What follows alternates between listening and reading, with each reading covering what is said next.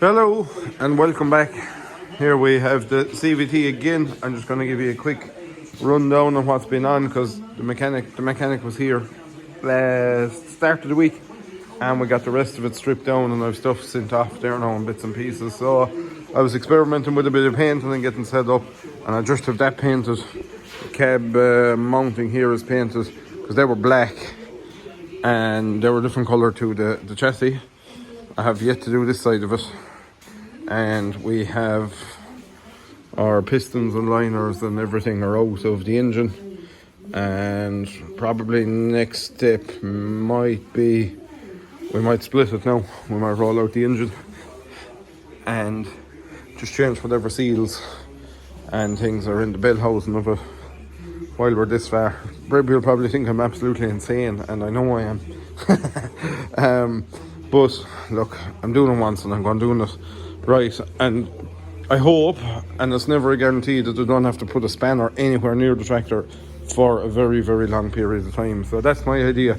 If I'm going to the trouble of doing a real nice paint job on it, I don't want to be ripping studs off of it that are visible after a short amount of time. So that's the idea of going this far in it. Plus it's a very unusual tractor and it's going to be worth a lot of money, that if at some point in my life I do have to get rid of it. Now I'm obviously not willingly going to, but if I do have to get rid of it for whatever reason, for health reasons or family reasons or anything like that, I have something that's worth a lot of money, so it'll get you out of trouble, so to speak, if you are in it, you know. So here we have a vast array of engine parts. Obviously we have to get new rings. He reckoned these bushings and things were okay in all of these parts of it, so they don't need to be changed. Obviously we will be changing our big end bearings and main bearings as well. He said he's going to change.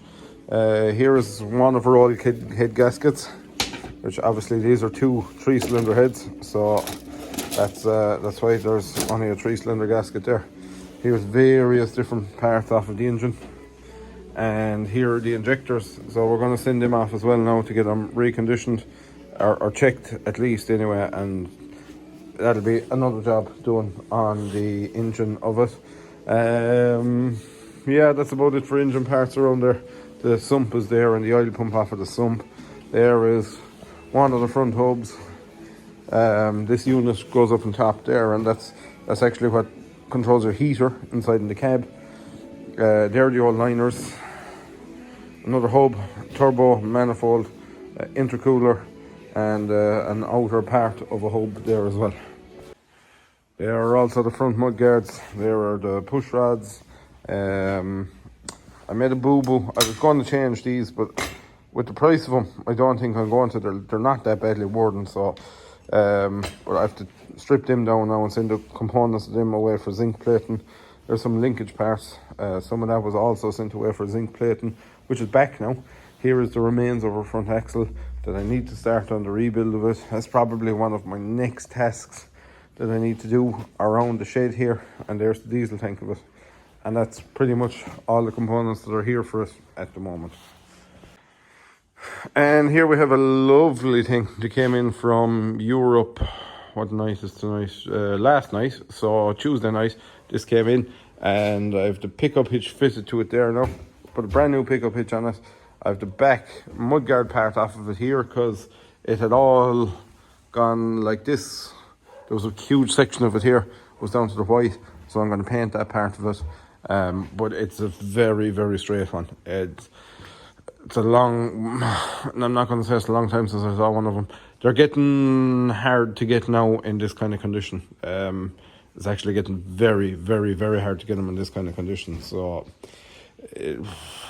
basically what that means in any man's language is unfortunately, they're getting expensive. And it's a pity because they're a very nice tractor. Just going around the other side of it there where it's a bit more light. It's another 40 series, which we've had a few of now, but it's a very, very, very nice one indeed. And the interior is very good in it, which is hard to come by. Very straight tractor. But we'll continue it there tomorrow. We'll go into the, when it's dry, when it's bright, we'll pull it out and give a walk around it and let you see more bits and pieces. I'll probably have the mudguard on for tomorrow. I'm just waiting, quite literally. I am waiting for paint to dry. So what we have here is, like I said, this is the back part of the mudguard. This is plastic, obviously, so I had to put some plastic primer on it. Then I gave it some filler primer, and I'll probably give it a quick, just a gentle sand now when it's dry, and we'll give it a top coat. But it's nearly there now. I could put a good bit of hardener into the primer of it to try and get it over the line a little bit faster. And I suppose 20 minutes ago it's painted, and bits of it are touch dry now at least. So while I was waiting there, I'd cut a cable to get it out, and while I'm waiting for the paint to dry, I said I'd solder that joint back up again, and I've put some heat shrink material on it now. I'll just tape up that bit of the loom there, and that'll do that. That'll go to our light. The new cable now will go to our light, and it'll give me loads of cable for putting the light back on it. That's our work light, and that's our backlight there. And I've the mudguard painted. Like I say, I'm just waiting for it to dry. That top coat is very difficult to put it on to avoid runs. It's, I won't say it's impossible because lads are able to do it, but you'd want to be at it all the time to make a nice job of it. But look, we got away okay. We one little bit of a run here, and that's it. So I'm not going to go sanding down the whole mudguard to get that out of it again. It's a lot better than what was on it. But yeah, one run there on it. Let's see, yeah, you can see him there, look. Pain of a thing. So when it's dry, look, I might give it a bit of a chip of a razor blade, I'll see.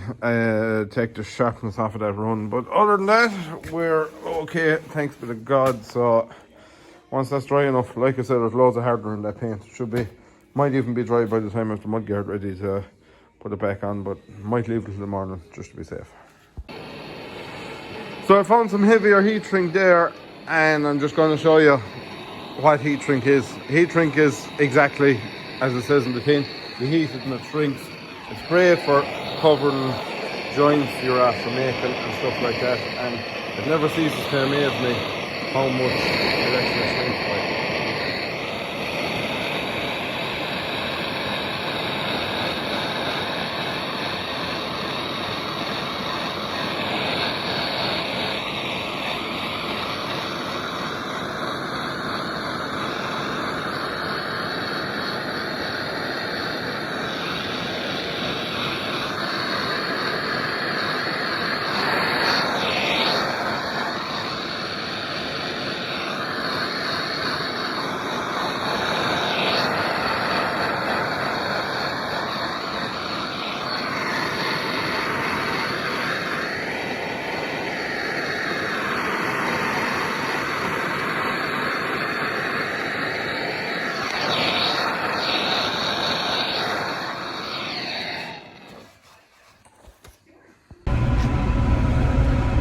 Right, so I've the mudguard finished and back on,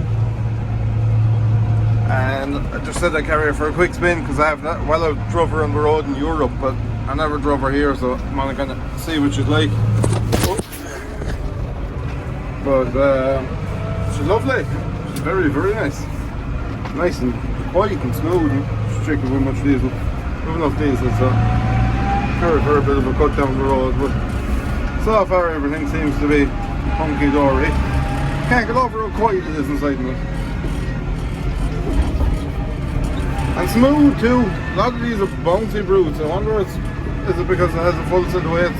It doesn't have a full set, it's chart 2 for a full set, but it's lovely on the road now. I can't get over how smooth it is. Somebody fitted an extra mirror to it here one time. Gives you a nice view there where they were turning in, obviously a lot. They needed to see down by the wheel, but gives you a good view here. Which is very straight, the gear sticks there and all that.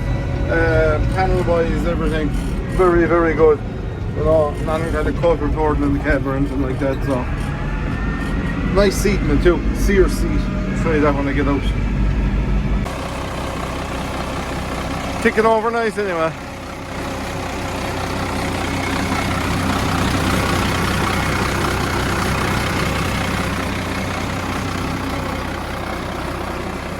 good straight tractor now, isn't it? Well shot. Nice Firestone rubber under it.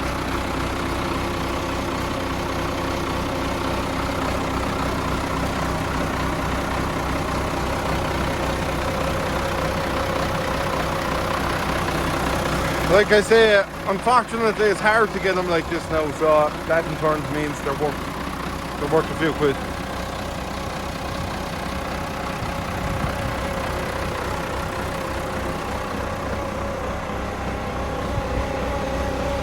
Slight difference in paint on the mudguards.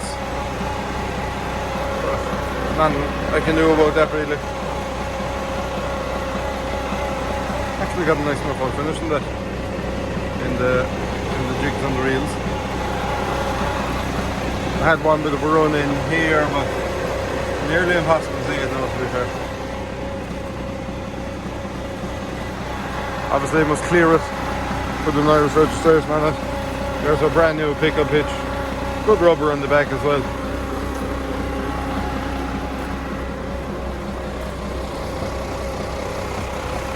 Oh, I'm going to show you the seat.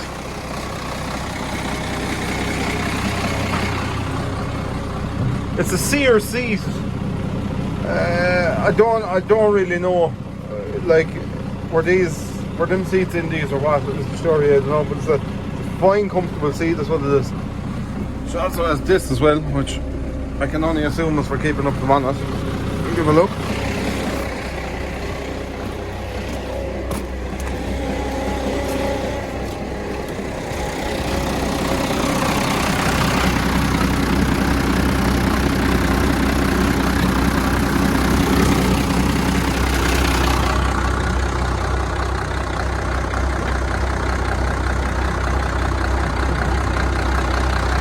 That surely goes somewhere.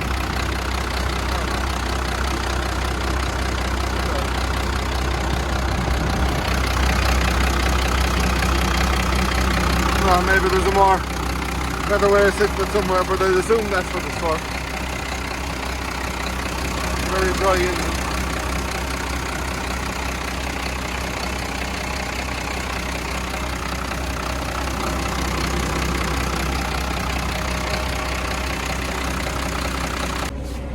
Oh, I'd love to keep all these yokes, but I'd want endless amounts of money to be doing them things, wouldn't I? Oh, PTO brake is good now, I checked that. I was thinking we were... I was thinking there was a bit of pressure on somewhere there while she was ticking over. You could hear her labouring a small bit. Radio on her doesn't work. That's what bothers me in the slightest, but... No, it's a... sunroof. Sunroof works. Side windows. Toolbox. Passenger seat. Lights, I checked lights, so we wiper. The wiper working. And gears are all working. Horn is working.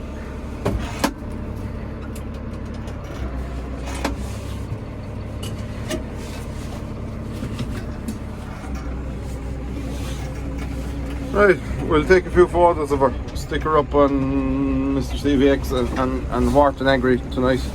If anybody's interested, you can contact me, but don't think this yoke is going to hang around now too long. So that's it for this video. I hope there's a few bits you like in it. Thank you very much for watching, and give me your feedback in the comments. I enjoy chatting to everyone in the comments, you know. It's enjoyable reading all the little comments there, people saying they're great, or even people saying they're not so great, or whatever, but they're still enjoyable to be reading them all and commenting and that. So thank you very much, and we'll chat to you later.